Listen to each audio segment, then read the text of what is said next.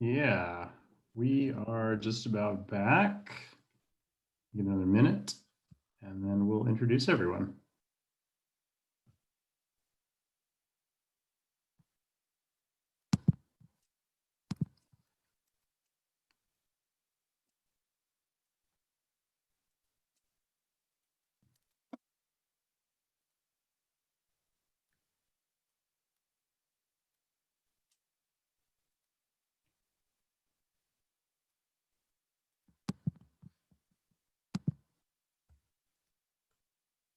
All right.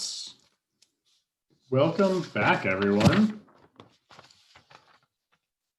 It's 8 o'clock. I hope everyone has found a new drink, has gotten a snack. I got mine. I got the wine. Greenland. And some nutty fruity. And my chair is still comfortable. So I hope everyone else has also found their beverage of choice, their snack of choice, their comfortable couch of choice.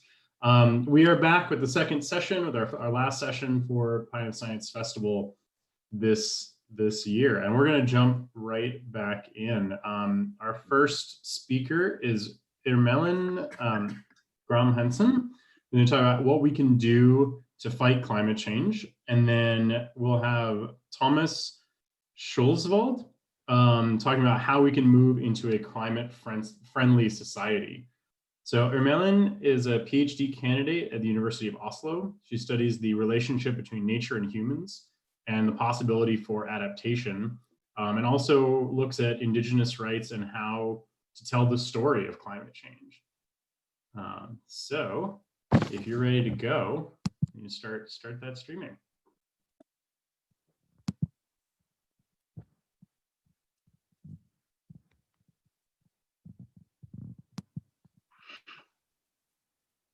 Yeah, so am I in control of the screen? Yeah, can you ask to get the control for the screen? Like we Ask did again? here? No, you need to ask. Yes, approved. Okay.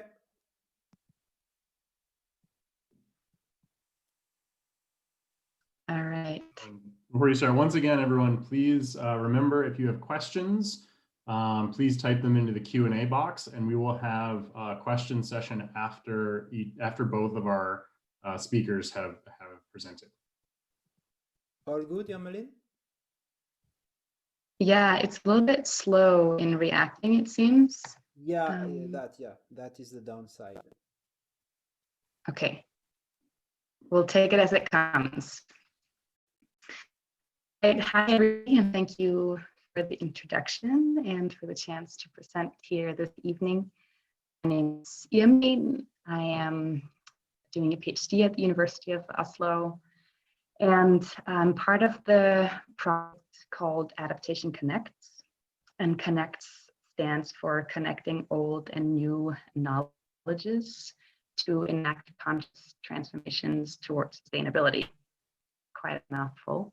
And it's a project that's asking about both what it means to successfully adapt to climate change, and also what the relationship is between adaptation and transformation, with adaptation being more incremental change and transformation more sort of radical, large-scale changes. And we've listened this evening from some natural scientists, and this is a social scientists project. So this is it's going to be a little bit different. I chose a quite catchy title, hoping it would capture a broader audience. And I promise I will return to the question of how you matter for climate change at the end of the presentation. But really, what I'm interested in and what I'm talking to you about this evening is, how do we enact large-scale societal change towards a more sustainable society? And I'm going to look at leadership in the community of Yagik, which is an indigenous community in Alaska. And this is really based on a collaboration with the community. And what I'm sharing with you are kind of the reflections and the insights I've gained from from speaking to them. So this is in a way their work as well. So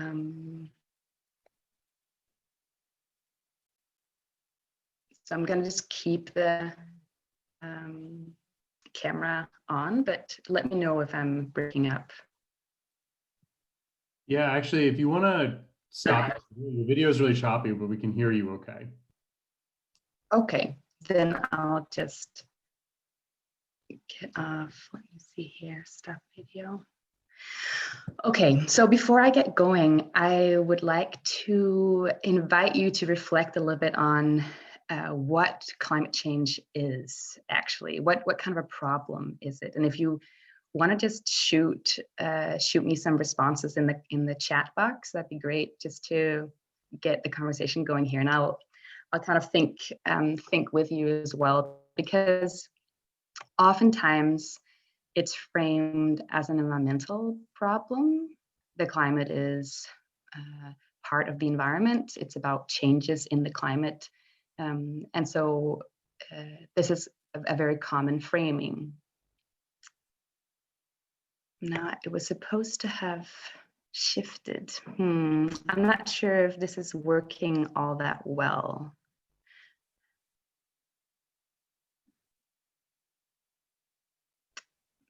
Yeah, okay, there it goes. So this was like half a minute ago, basically.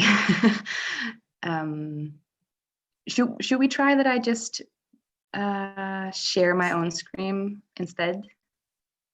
What you said next might be the best idea, actually. Because you can still take back your control. Yeah. Okay. Yeah. So then next, please. Okay, so it could also be seen as a technical problem in the sense that we're talking about CO2 emissions, and we'd like to keep those emissions in the ground or capture them somehow. So that would require technological expertise. And so climate change could be seen as a technical problem. But it could also be seen as a political problem in that we don't always agree, first of all, about climate change as a problem, although we have somewhat reached an agreement there for the most part, but at least we don't agree what to do about it. So there are big sort of political components here. Next, please. You could also see it as a cultural problem in that this is really about how we as a society use resources, what we value, how we view nature and our role in nature. So this could really be seen as a cultural problem as well. And then finally, the last one, it could also be seen as a relationship problem in the sense that this is about how we relate to the climate, how we relate to one another, to other species. And so that brings a completely different lens on the problem of climate change. So we got one suggestion here, societal problem, absolutely. So that kind of relates to the political and the cultural both.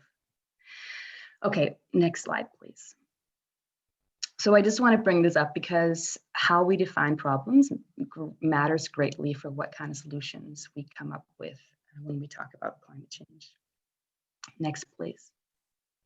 So if you think about climate change as a technical problem, solutions would likely be use resources more efficiently, develop better technologies. Next. Whereas if you think of it as a relationship problem, we are invited to rethink those relationships. What does it mean to actually relate to the Earth as individuals and as a species, as the human species? And also, what are the values that are guiding these relationships? Next, please. So climate change and more broadly, sustainability could also be seen as the leadership problem. At least it's often when we're moving in the wrong direction on these issues or there's a lack of action, we argue that there's a lack of leadership, or maybe there's the wrong kind of leadership. But then what kind of leadership could help us solve the problem of climate change and move society towards enhanced sustainability. Next, please. So the research field on leadership is quite huge and has existed for many decades. And for a lot of that time, leadership has largely been focused or been conceptualized as the individual leader. So if you go to the next. So that's basically this idea of this strong and charismatic person that's able to convince other people of a good idea and lead the followers in the direction that everybody wants to go in. So this is called sort of the great man theory in leadership research. Next. But in more recent years, there's been a turn towards a more collective understanding of leadership, in the sense of leadership actually emerging when people come together, and that arguing that there's no need for official positions of leadership for leadership to happen. But then, if you go to the next, what then is the relationship between the individual leaders that we know play a role in our society, and this idea of the more collective understanding of leadership? Next, please. So here, I really think we can learn from Indigenous perspectives and experiences with leadership. Next, please. And there's some Indigenous cultures are sort of or Indigenous leadership is a catch-all phrase for a lot of different cultures and people living in a lot of different contexts. But there are certain similarities between Indigenous peoples' conceptualization of leadership that stands in contrast to what we can call a Western view of leadership. So a Western worldview is focused a lot on isolating, on being able to identify specifics of individual entities, and that's what the Western science is really skilled at. Whereas Indigenous worldviews are much more focused on relations and understanding how things relate to other things. And if you go to the next. So then basically the individual and the collective in this sense are not two separate things that bump into each other and sort of mingle, but they are actually part of a whole. They're different aspects of a whole. Next, please.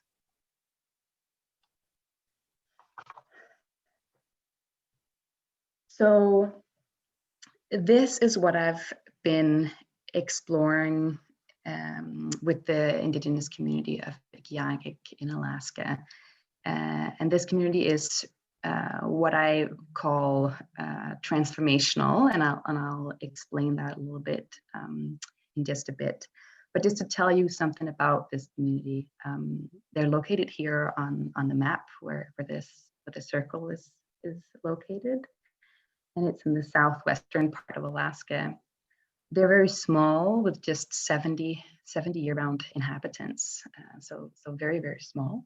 And they are remote in the sense that there are no roads connecting this community to other communities. You have to fly there in a bush plane from Anchorage, or use a boat or a snow machine or a four-wheeler to get to other communities in the region. And then they're sort of, you can identify them too by their close relationship to the natural environment and to the lands that they live on, both in terms of getting food and other resources from the land, but also with a very strong cultural component of gaining identity and culture through relationship with the land. Next, please.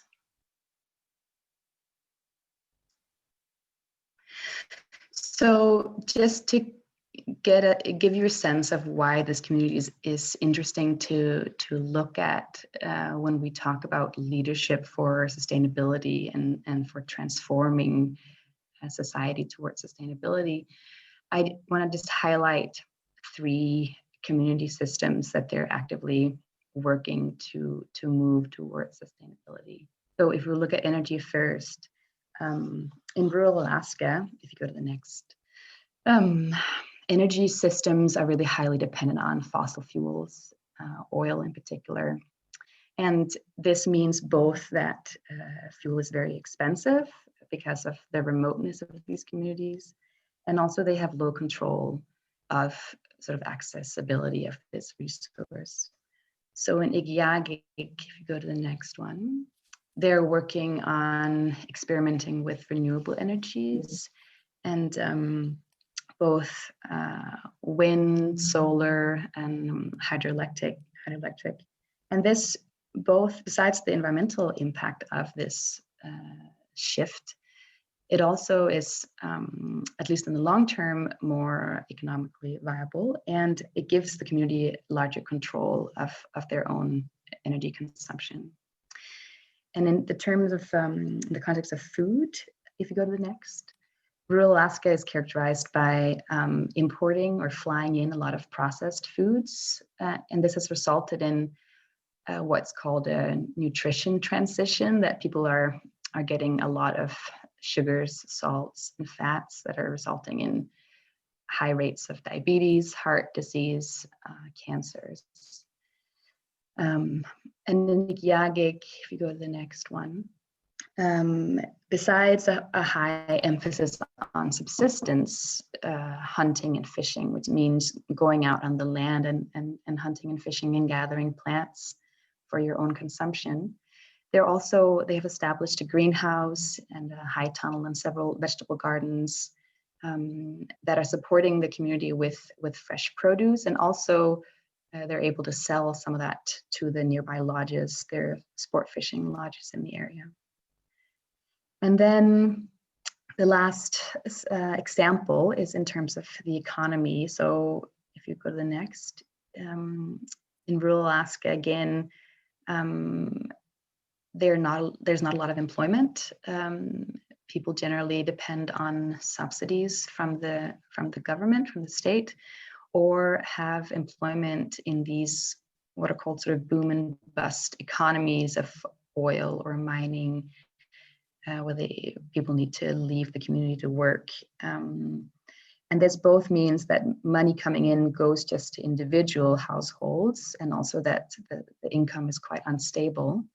And then in Igiagig, if you go to the next, they're developing a local economy that is based on the idea that an economy should build community, and that everything, any community project that the community does is hiring locals to support that need for an income, while also moving community development projects ahead. So that's just to give you a sense of some of the things that they're doing in this community. So if you go to the next. So in my research and my collaboration with them, I've been interested in asking what drives this change. And so I've been visiting a couple of times, and I've been doing interviews in 2017 with several community members, asking basically, how does this change come about? How are these developments possible in this context when in other communities it seems so different? And what has emerged, and what I would like to talk about for the remainder of this presentation, is different understandings of leadership.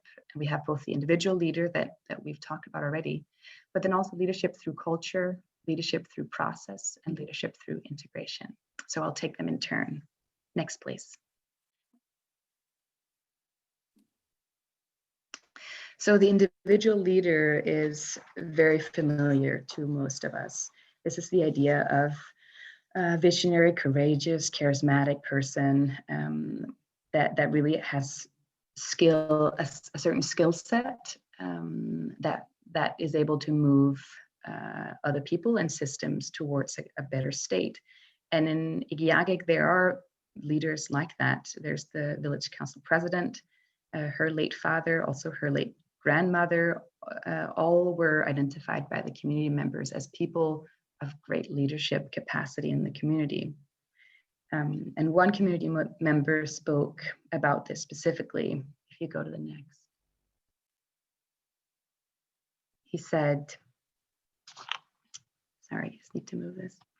You get an individual that is a good leader and inspires people. So many things can fall into place after that.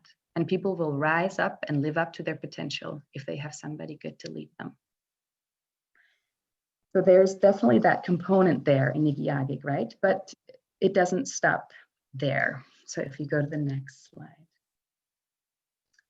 Because culture is mentioned by a lot of the community members as extremely important for guiding what change happens in the community. So this is both Yupik cultural values and traditions, and knowing about these and engaging with them. And this includes spending time on the land and caring for relationships between people and place. And this is really related to the idea that culture can teach you who you are and how you can live a good life. So if you go to the next slide, or the next, yeah. One quote, "The knowledge of the elders is the whole spectrum of our whole being and identity." So this really brings to the forefront the weight of culture in directing, okay, where do we need to go and who are we as a people? And the community has a language revitalization project going on where they're trying to get their young people to learn the Yupik language. And this effort was mentioned by some as being sort of one of the key components to the community's success. So if you go to the next one. Learning Yupik helped me a lot. Like I felt lost a while ago, and just learning my language and I don't know, keeps us connected, I guess. This goes both to community health and individual health and well-being. So then the teachings and the values of Yupik culture and the practices of such values can really be seen as leading change, as manifesting leadership. But this too isn't the whole picture. Next, please. Because besides individuals and particular cultural knowledge and practices, several community members also mentioned an important process that the community engages with, which is collective decision making. And the community is largely basing their decisions on consensus. So everybody coming together and making decisions that everyone stands behind. So next, please. We do things together. I've seen it quite often where there's something that we started moving towards and people weren't comfortable. And so you backed off. And then you worked it through and it was kind of like, so let's make this so this is positive for everyone. So this means in a sense that everyone drives change through the process of coming together and working together for a shared vision. Next, please. One community member say, the main driver of change is what the people want. So really the people as a whole coming together through this process of decision making is what is driving change. But then we have these three different components now, an individual component, cultural component, and a process component. How can we hold them together? Next, please. This goes to the last form of leadership that I want to share with you, which is leadership through integration. Because rather than only focusing on one of these three elements, key members also alluded to the ability of holding them all together. It has to do with how individuals show up, meaning to the community and how they engage in collective process of leadership. Next, please. One community member said, sometimes we do things about the vision, you know. I'm sure a lot of people do have issues for what council president, but they can see enough of it to agree and help move it along. So I don't think it's important that everyone has the full vision.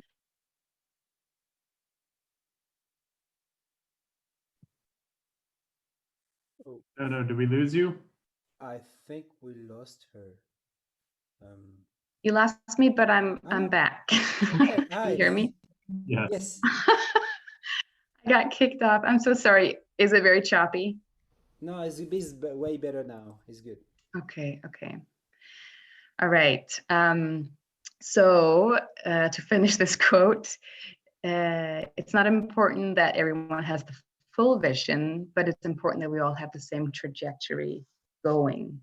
So rather than individuals not mattering anymore, individuals almost come to matter more through the ways that they may or may not um, sort of be on the same page or be in tune with the well-being of the collective. So then if you go to the next, one community member emphasized that it's not just individuals that are passionate about the community or that are passionate about sustainability that drive change, but it's individuals like this that have deep knowledge about the community and deeply care about the people that live there. All right, next please. So this, I feel like looking through the lens of Indigenous leadership research can begin to help us understand how these different aspects relate to one another and how they come together leadership for transformational change in this community. So rather than asking if leadership belongs to an individual or to a group, an Indigenous perspective really allows us to hold both. And since the outcome of leadership efforts are really outcomes of how relations are performed and how they are cared for.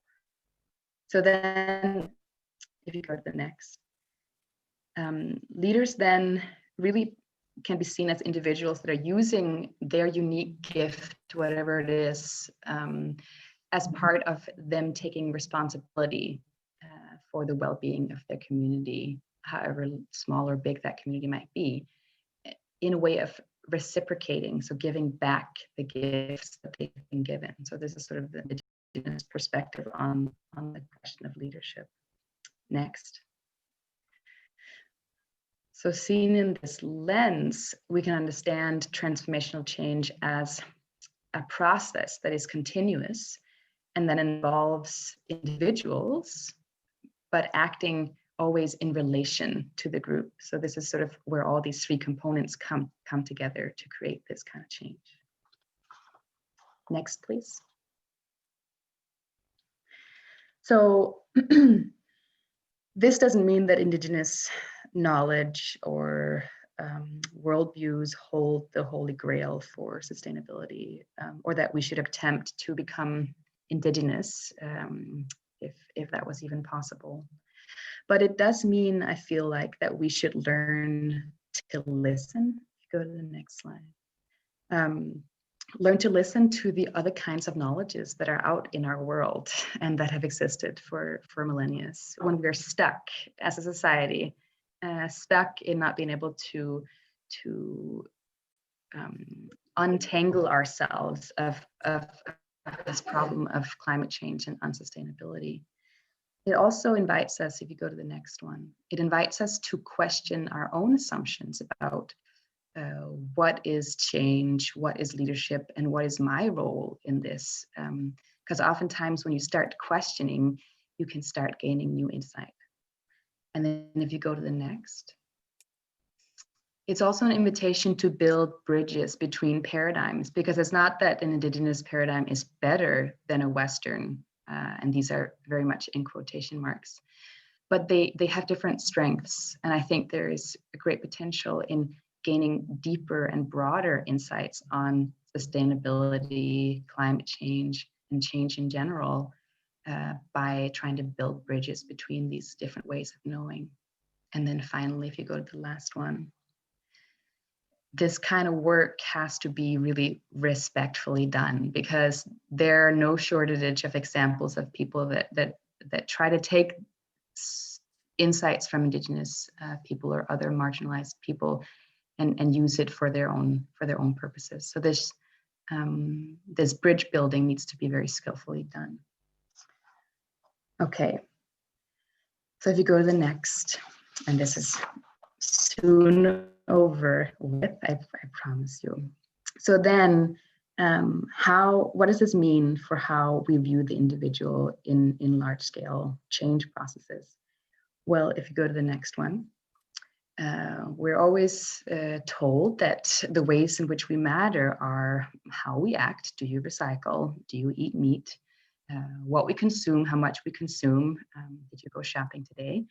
And through the political process of voting, right? These are the ways that we as small little individuals can make a change.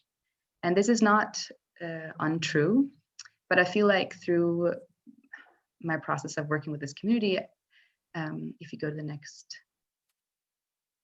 that really we also, and maybe more importantly, come to matter through our relations to the people we know, the places that we live in and care for, the stories that we tell individually and collectively, and the visions that we share.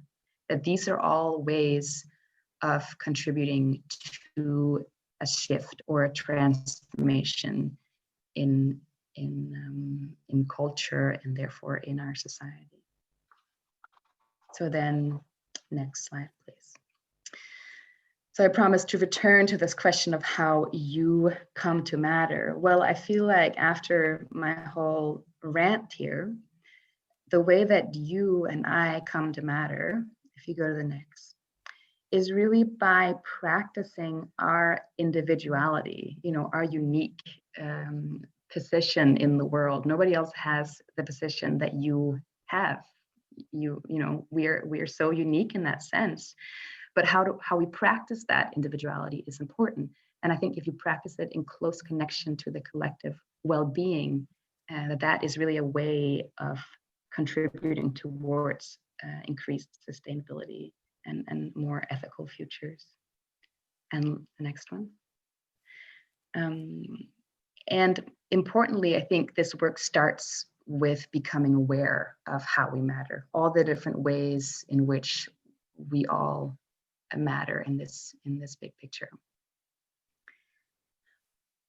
All right, so that was the motivational ending note. So if you go to the last slide, I just want to say one last thank you to the people of Igiagik, also my project mates and my project lead, Karen O'Brien, Research Council, to you guys at A Pint of Science. It's a nice event, and to all of you guys that were listening in. Thank you. Thank you for that presentation. It's always nice to hear a positive and motivational talk about climate change. Make us feel like we can do a little bit. So that's nice. Again, we're going to have a question session after our next speaker. So anyone who has questions, please type them into the Q&A box or raise your hand, and we'll have a little discussion afterwards. Our last speaker tonight is Thomas. He's a professor at NTNU, understanding solutions to climate change and how Norway can improve, and kind of understanding the controversies around those transitions and what that world might look like. So, Thomas? Yeah, thanks, right. Can you hear me and see the slides? Yes, I think so. Perfect, thanks. So thanks, Irmelin, for a great talk first here. I mean, really something I can build on, I think. And first, I'm pretty sorry that we cannot actually do this in a pub. It's a bit more boring on Zoom, but nevertheless, here we are. So let's just try to deal with it. That's nice.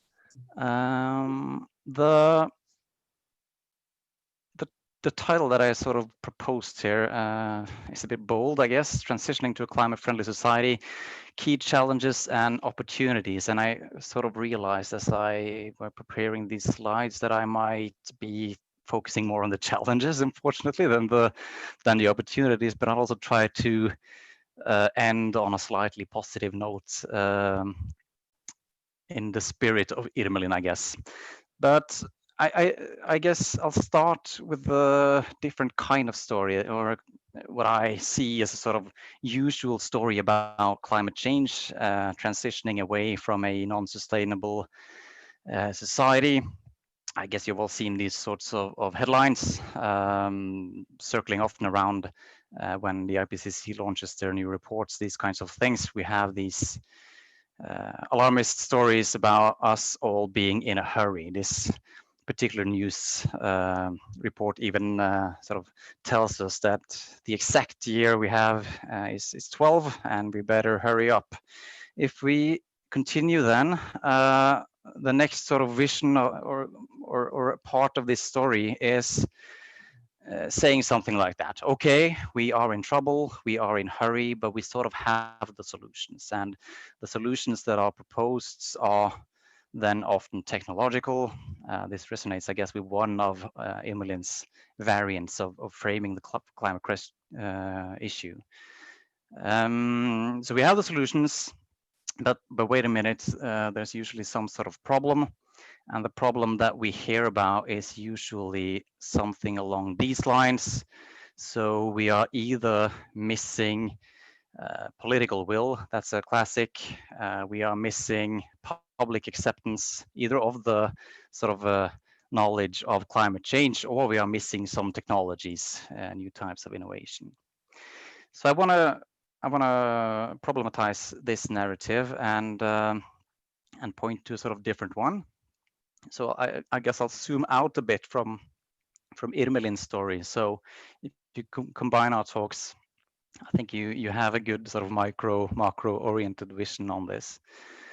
And I think what we need in a certain sense is a bit of a different narrative. And we need a narrative that is a bit more concrete, that allows us to address some of the problems or the issues that we are facing. And so I have some propositions, and let's see if you buy them or not. But the first one that I think we need to sort of embrace a little bit is that climate change is not primarily a technology substitution challenge. This is not a very controversial statement, but this statement can mean quite different things.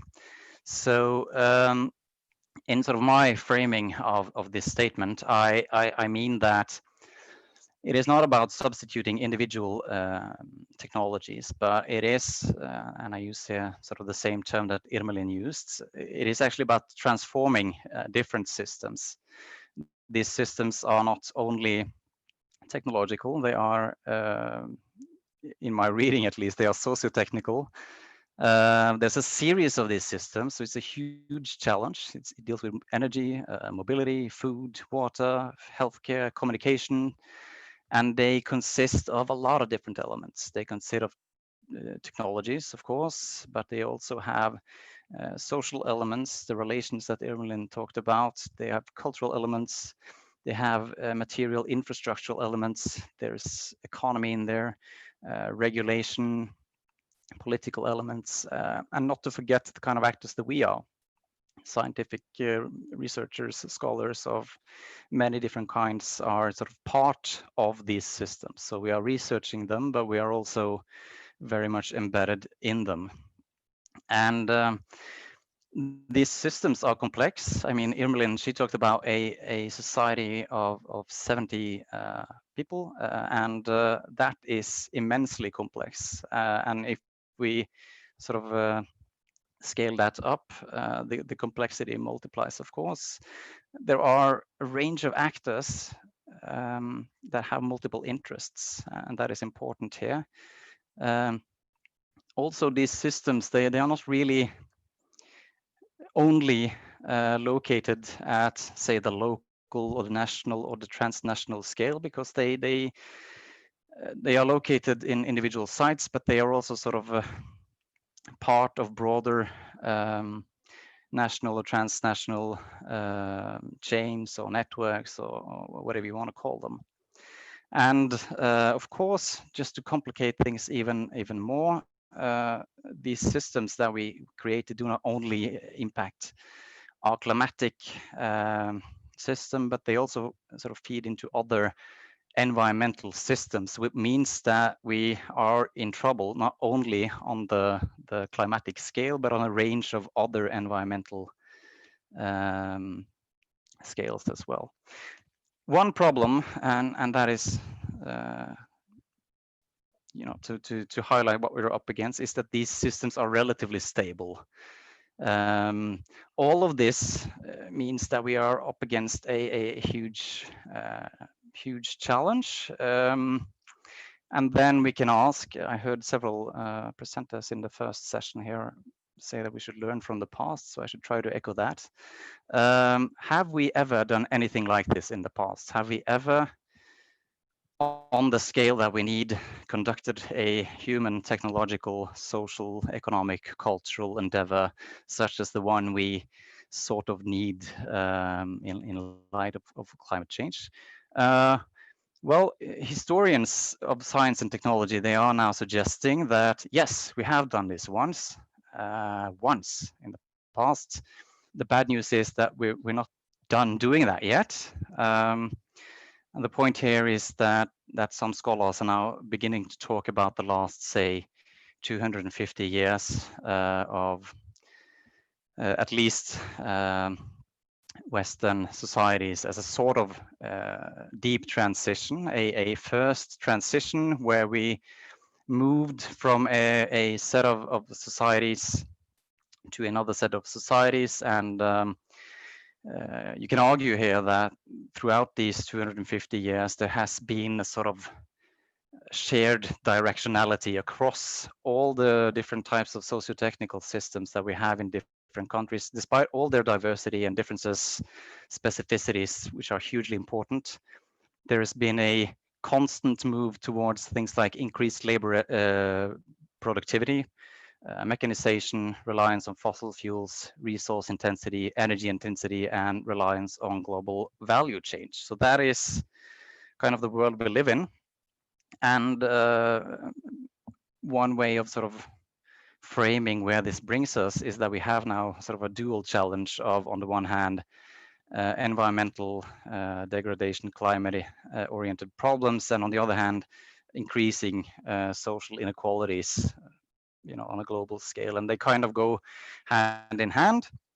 And my claim would be that currently most contemporary sort of innovation research policy agendas, they advance this. They do not necessarily disrupt this agenda. These are a couple of, I know some people are fans of graphs, so I put a couple of graphs in here.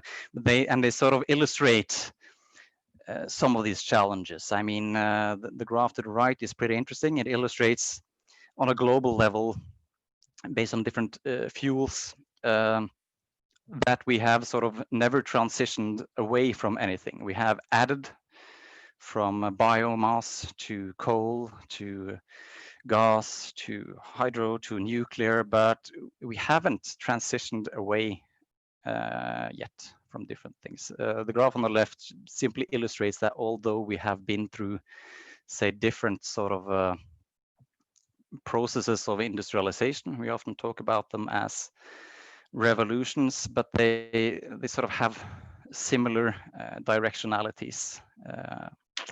So that is kind of my first proposition. And my second one is that when we talk about these systems as socio-technical, there is in a sense a need to move and expand what we mean when we talk about the social in here.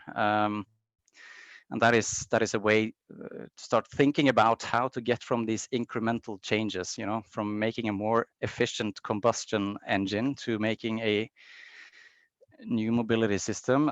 We need to expand on the idea of the social. What are the social elements of these systems?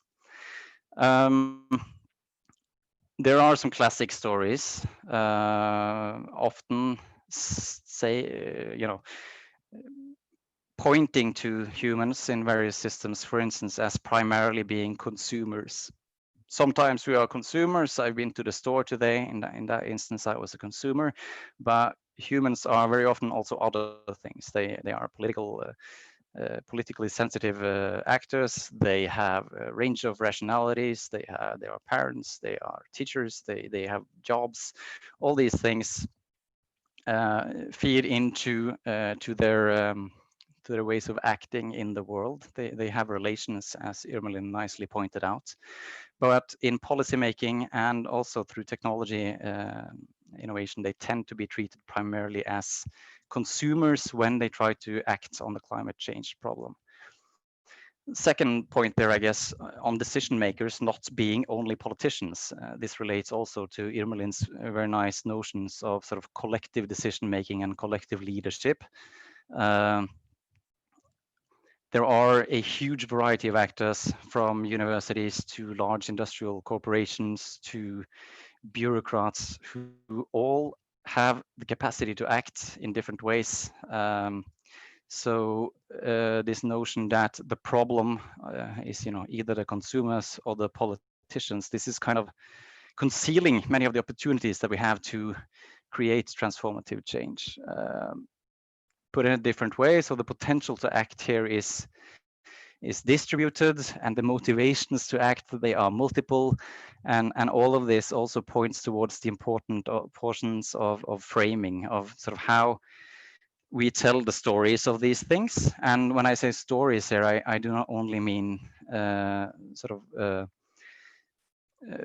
oral stories that I like, the one I'm performing now, but I also talk about sort of the scholars who come to dominate the discussions about, for instance, human action. So rely too much on economics, you will soon have a policy world oriented around the economy to solve the climate change issue. That is, of course, part of the challenge, but only a part of it.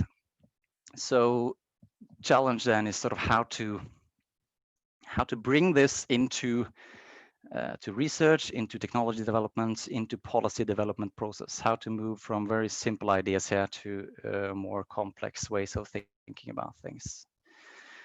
The third one, my third proposal, is that when we now are working to transform socio-technical systems, we are also sort of dealing with a set of competing imperatives. And what I mean by that is that there is, on the one hand, as I noted early in this talk, a sense of urgency here, which suggests narratives about speed, narratives about accelerating technology implementation, these types of things. On the other hand, we live, many of us at least, in sort of a world where the idea is that a plurality of voices is also a virtue. So we have democracies, we have decision-making processes that sometimes take time. We have bureaucracies, we have all these things that actually might be opposed to this notion of speed. And I mean, this is a pretty fundamental challenge. On the one hand, there is now a huge research field focusing sort of on how to speed up these socio-technical changes, how to deal with the emerging complexities that arise as we speed up. These are not trivial issues. On the other hand, there is a huge push towards understanding how we can do these things in a just and democratic way. And these research areas, they arise because you can sort of observe that the benefits and costs associated with these socio-technical changes, and especially once they speed up, they are very disproportionately distributed. And I see I have some typos on my slide here, never mind. We can also sort of see that groups that are already marginalized, already struggling, they tend to be sort of entrenched in this through these transition processes. So if you are already living in a poorly insulated house without an electric vehicle, and you are renting it, you have high electricity costs, there's very few opportunities for you to sort of participate in the way that policies prescribe, because policies currently, in the Norwegian context at least, they prescribe participation in the energy transition through things like buying an electric vehicle, through, shifting your electricity loads, and these kinds of things. So this is about ensuring then legitimacy for policies, for new technologies, for strategies, ways of working, and I guess very much also is sort of in the spirit of Irmelin's talk, actually working quite normatively and actively to produce diverse ways of participating in transition activities. So what are the alternatives to making a Tesla vehicle slightly cheaper? How can you also engage and open for the participation of sort of widely different social groups? And this points towards my final sort of proposition here, and that concerns us in academia, who work sort of at the intersection of innovation and scientific practice. And what I've put up here is that we have a kind of paradox. I mean, there's probably never been poured more funds into climate science, transitions research, technology development within this field. Nonetheless, I think that we are, as it stands, sort of part of the problem here. There is a strong conservative element to what we do. So just to flag what I mean by that. Of course, current R&D systems, scientific institutions, scientific practice, it has been hugely successful, and it is, of course, also a large part of the reason why we now are able to sort of evaluate and address this challenge. But if we sort of look at ourselves through the lens of these historians that I flagged early in this talk, we are actually firmly sort of anchored in the ideas of that first transition. So we value the traditional disciplines, often organize in a way that makes it quite difficult to transgress these boundaries. We mainly collaborate with see, there's a few words missing there, but I want to say established industries, large corporations. We seldom actively sort of seek out, Irmelin is a nice example of the opposite, but the other types of voices, the different voices, we seldom sort of bring those to the core tables where decisions, strategies are made. We actually build a system that strongly values individual over systemic innovation. So we have a set of large technology centers in the Norwegian context, which is sort of part of the way that Norwegian Parliament once upon a time addressed climate change. And they focus on individual technologies and building economic values from those technologies. So we have a strong focus still within at least parts of academia on things like economic value creation over environmental challenges, over societal goods, and over sort of more basic ideas about how to produce public welfare and a good society.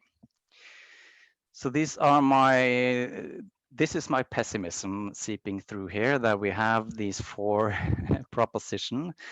But on the other hand, I think I should, towards the end here, also note that all of this and the very situation that we are in now, I think there's a lot of signs around us signaling that that this is in movement.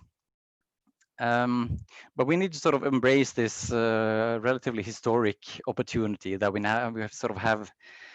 have identified this massive problem. We have identified some sources. We have beginning to get a comprehension of the complexities involved. And I think then we need to shift our priorities in research, innovation, policy in particular, but also in sort of the more broader policy strategies targeting these things. So we need to move from technologies that seek individual innovation, that seek to promote acceptance of these innovations towards policies that actually promote and try to uncover what radically new systems might be. And that is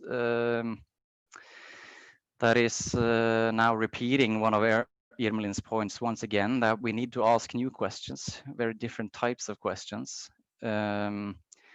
From asking sort of how to implement technology X, we need to sort of begin scrutinizing our assumptions and ask which societies do we want to live in and how can we move towards that. And that is a task that would involve things like changing our sort of collective skill sets, our infrastructures, industry structures, products, regulations, our individual preferences, and cultural assumptions. I'm not sure, predilections, that's not even a word, sorry about that. It also entails sort of mobilizing actors from individuals to corporations creatively in new ways. So inviting people to the table, stop treating them like, you know, end of the pipe instruments for equations of supply and demand.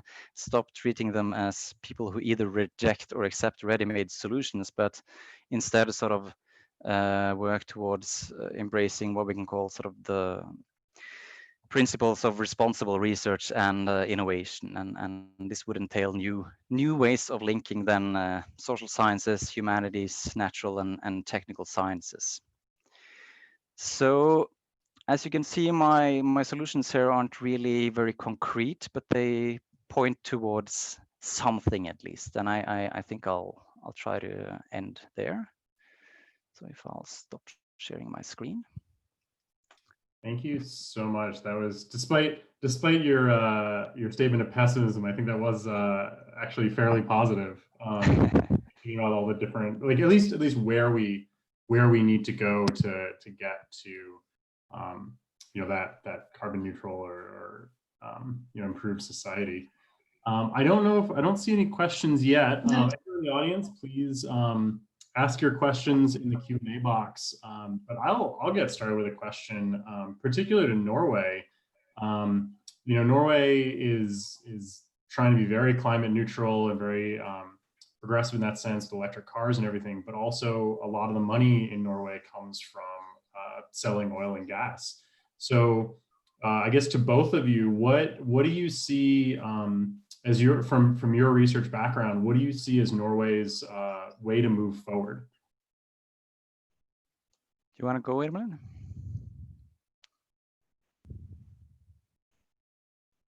If not, I can try. Sure. Yeah, you go for it, Thomas. I think it's maybe more on your ballpark. Yeah, sure. The way forward. I mean, I think first of all, sort of collectively embracing and take sort of admitting to ourselves that we are part of this huge problem. I mean, we have a massive oil and gas industry who are pushing I would say, story that one outside Norway really believes, that Norwegian oil and gas is part of the solution and not part of the problem. Sort of embracing that and then actively working on many fronts, research, policy, sort of how we train engineers, all of that needs to reflect that realization. I mean, during COVID now, we had a hugely missed opportunity, I think, to create sort of rescue packages for different industries than airliners and oil and gas companies. Unfortunately, we chose to bail out airliners and oil and gas companies primarily. So all of this points towards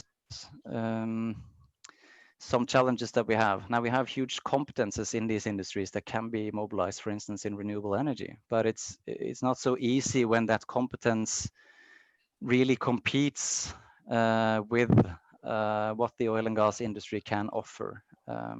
So that's at least part of the challenge. I also think, while you were talking, Thomas, I think that there are several things going on. One is that we're looking to in the past of what the oil and gas industry has meant for Norway, and they've meant a tremendous amount, right? And I think it's important to recognize that we value what they've benefited, how they've benefited this country in terms of well-being of the population and wealth. But that doesn't mean that we need to continue down that trajectory. But I think when there's a strong pushback against oil and gas, there's not an opening for a conversation about, okay, what is it? Instead of asking how can we keep this industry going, or how can we radically change this industry, maybe we need to ask, what is it that we want our industries to provide? We want them to be able to provide still for prosperity in various ways, but it cannot go on the account of an environment, which of course also has to do with prosperity. So it's maybe about asking slightly different questions than what the conversation of for or against. And, the oil industry is right now making this education would be, you couldn't have free education in Norway without us, or, these kinds of narratives. So I think it's about, like you spoke about, this idea of the narratives and kind of the imagination of what is it we want for the future. Great, thank you. Lavinia, I think I saw Yeah, thank you. I see the Jana as a question. Yeah, maybe I can ask it with the live. Sure. So my question is, I'm very concerned about the large scale and what model projections kind of foresee as possible ways to reach the Paris goal of 2 degrees in 2100. So my question is, what do you see as the main social barriers to implementing negative emission technologies, which a lot of scenarios rely on, such as bioenergy with carbon capture storage or others at a large scale? And do you think these barriers could be possible to overcome? So I know, for example, Thomas has been thinking about this problem before. So let's see. Yeah, so I mean, I can comment on that.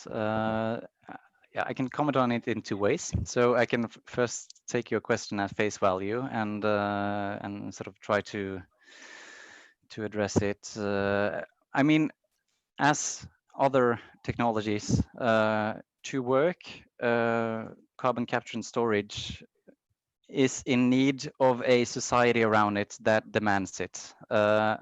So it needs actors that invest in this. This is one thing. It needs actors that sort of promotes this. It needs, and that is, industry, that is politicians, that is increasingly actually municipalities, because this is becoming more and more an urban issue that Oslo and Trondheim and these kinds of places are thinking about.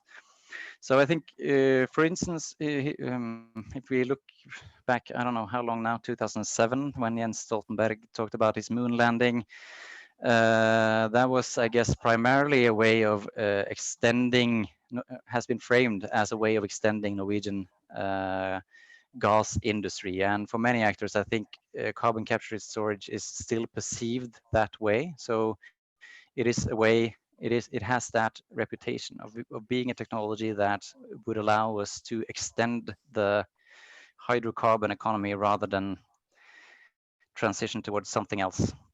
And I think it has a lot of work to do, sort of in terms of shifting that towards bringing out the more small scale variants of carbon capture and storage that we can have, for instance, in these garbage burning facilities, and sort of framing it as an alternative to the fossil way of living, and not as an extension of it. Now, to flip the question, I'm kind of I know these scenarios, and of course they also have assumptions, and I think it's quite strange in a sense that that there is a tendency to say that when we create scenarios based on technologies that we don't really have, which costs billions and billions, we say that it's difficult, but we need it. There's no questions. If you look at the graphs, it kicks in right around 2040 and we get it. So we're there by 2050 or something like that.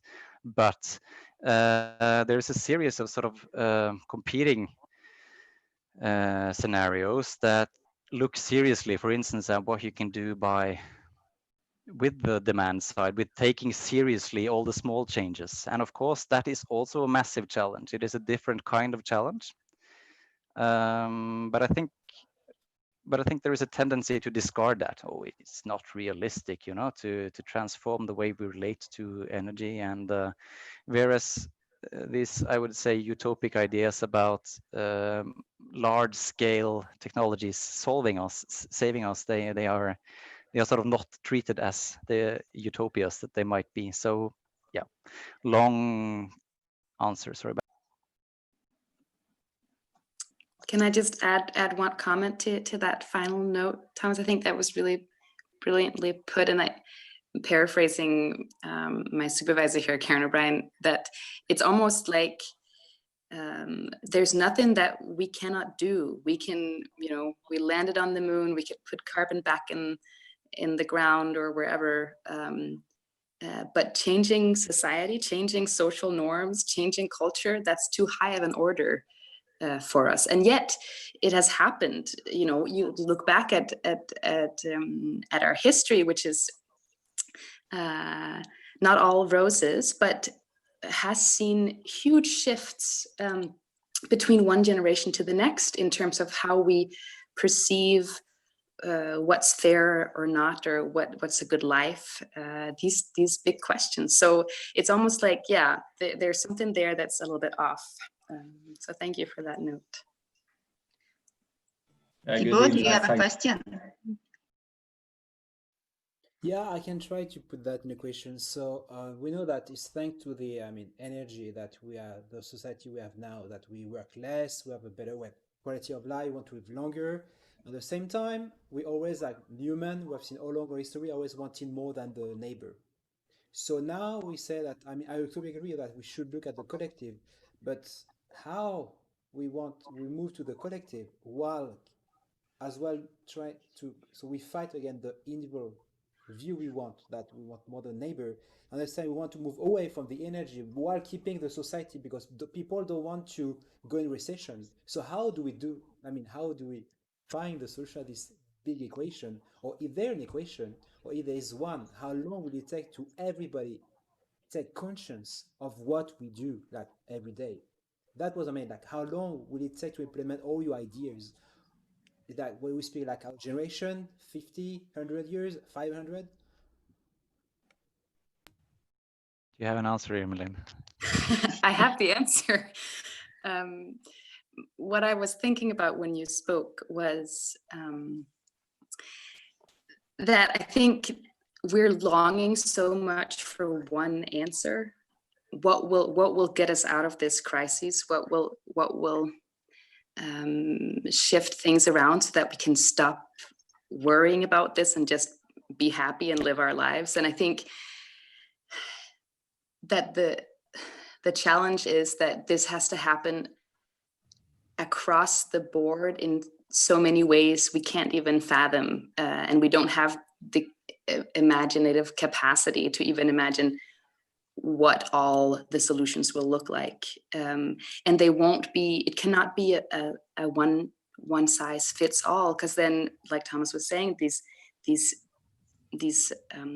questions of ethics and equality and those matter. And there is this real sense of urgency. But I think when you look back again at history, so many things have been pushed forward that were justified through urgency that looking back, you're like, that didn't get us. That might have solved one problem, but created another by being pushed through this urgency narrative. And I think now is the time that we need to take time. We need to take time to think about what we value and how, as a society, we can move to a more just and ethical way of doing things, while continuously moving, taking a step, one foot after the next, recognizing that we don't have the answer, recognizing we might have to look back and be like, okay, that was not the right thing to do. We did it under the best, with the best intentions, but let's try to correct it now.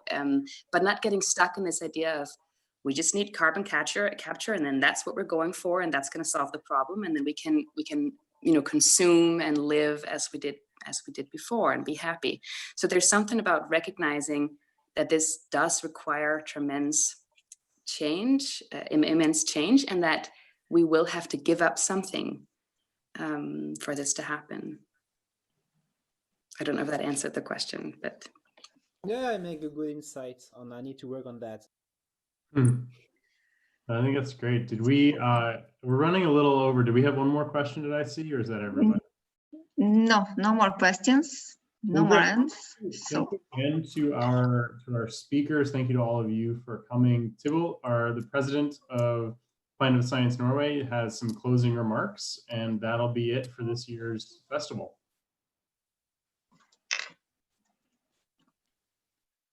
Okay, let me try. Okay, so present.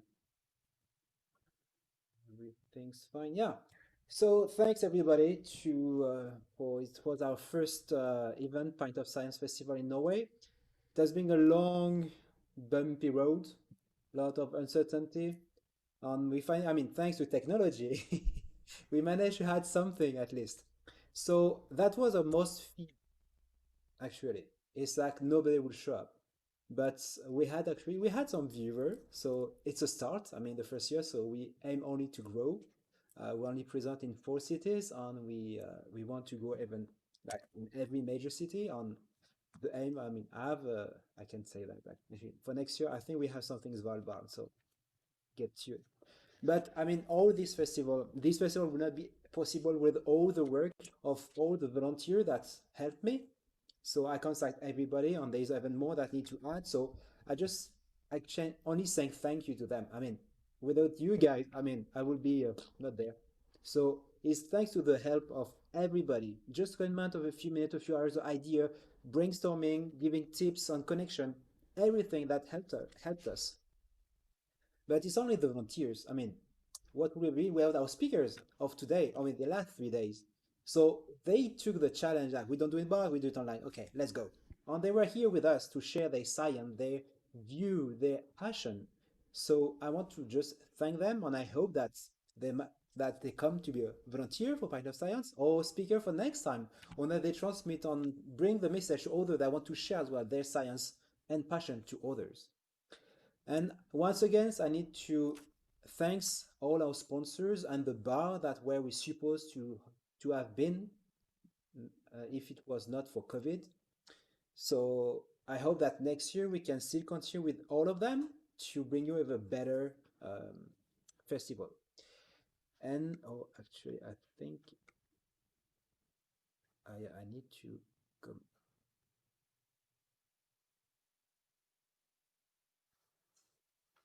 Okay, and actually we have an announce.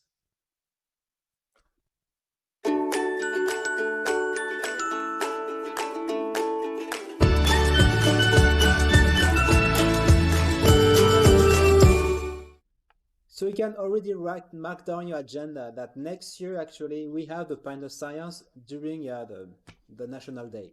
So I don't know what will happen, a lot of beer, but we will be there, so you can write it down. And I don't know if I had. Oh yeah, sorry, I forgot. So if you are if you are watching the YouTube video later or the record, you have the QR code if you want to be a volunteer with the link down. And if you want to show that you want to be a speaker for next year, just sign up and we will take in touch with you. So if you are in a new town, we can get in touch with you. We can explain how to help you to set up a new chapter or to recruit people. And if you're already in the town we are, so I think about Oslo, Tromsø, Bergen, and Trondheim. Well, we have even volunteers that have been experienced one festival, so we can put you in touch with them or with us, and we can explain how it is going. Once again, the goal of Pint of Science is to bring researchers in bars, and we want to be, I want, as a founder with my team for this year, I want to bring Pint of Science every major city of Norway. And then at the local scale, I want to build like long-term relationships so we can bring the science to everybody because, it's your taxes that are paying most of the research. So thank you and see you next year.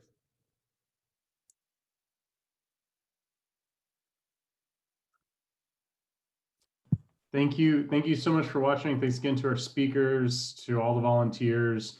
Once again, we'll add captions in the next few days. So if you're watching on YouTube in the future, hopefully we'll have better captions. And yeah, thanks so much for making this possible. Thanks for coming. And hopefully we will see you next year. Bye.